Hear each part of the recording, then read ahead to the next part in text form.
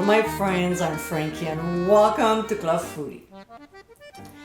When we hear crepe, we think about breakfast, but it doesn't have to stop right there.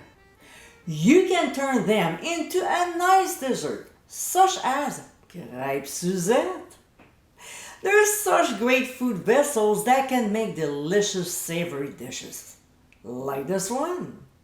Ham and asparagus crepe with cheese sauce. Incredibly delicious, this easy recipe can be served for breakfast, lunch, brunch, or dinner. So let's get cooking. We'll go ahead and make the crepe batter. In the jar of a blender, we'll add milk, a couple large eggs, plus an egg yolk, and keep the egg white for other recipes. Some all-purpose flour, followed by melted butter and a little bit of ground sea salt. We'll place the lid on and process on medium-high speed until the mixture is smooth with no lumps in it, scraping the sides of the jar as needed. We'll transfer the batter to a bowl and let it stand for at least 30 minutes to allow the gluten to relax and the bubbles to settle. Now, if we want, we can make the batter a day ahead, and if so, we'll cover and transfer to the fridge. When ready to use, we'll let it come back to room temperature. On the other hand, we can make the crepe ahead as well, and here's the link to know how. I'm not showing the cooking process as I already did a few times, but the directions are on the blog and also on the recipe page, so check it out. So either later on or the next day, we'll blanch the asparagus. This is another one I'm not showing you because I don't make a lot of money making these videos. Plus, there's an episode on it, so click on the top right corner of your screen to view it. Now, let's make the filling. In a skillet over medium heat, we'll add butter and oil. When it's melted and starts sizzling, we'll add the onions and the red peppers, then season with ground sea salt. We'll saute these two for 2 minutes before adding pressed garlic. This time, we'll quickly saute it for only 30 seconds, and then remove from the heat.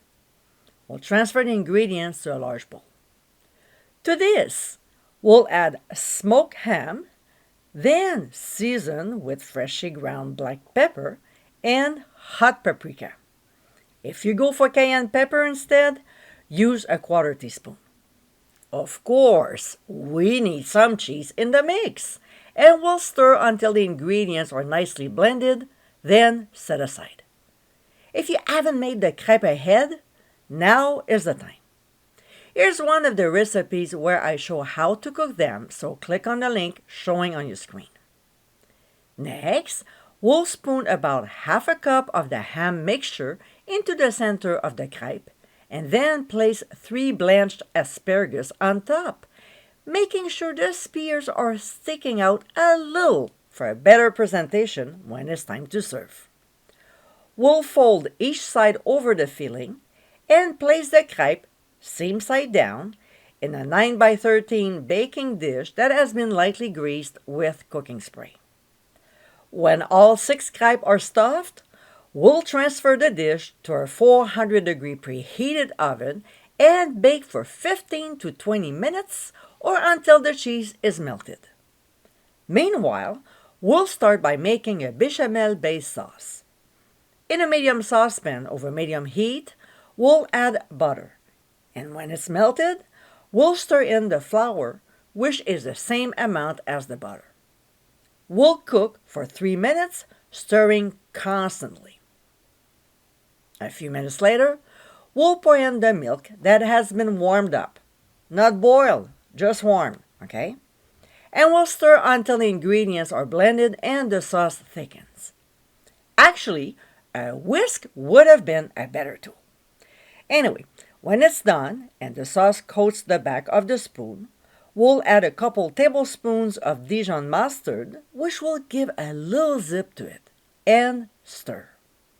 Now, working in batches, we'll add the Swiss cheese, mixing well between each addition.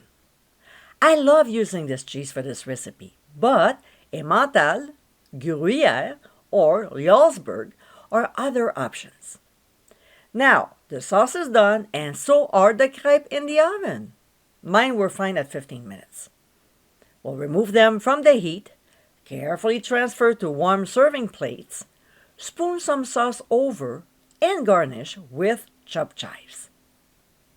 And my friends, these are our ham and asparagus crepe with cheese sauce. This is a dish you can enjoy any time of the day. It's not too heavy and loaded with flavor. It's certainly a recipe to add to your folder. I hope you give them a try soon, and be sure to visit clubfoodie.com for ingredient amounts, directions, and more info. Until next time, my friends, bon appétit!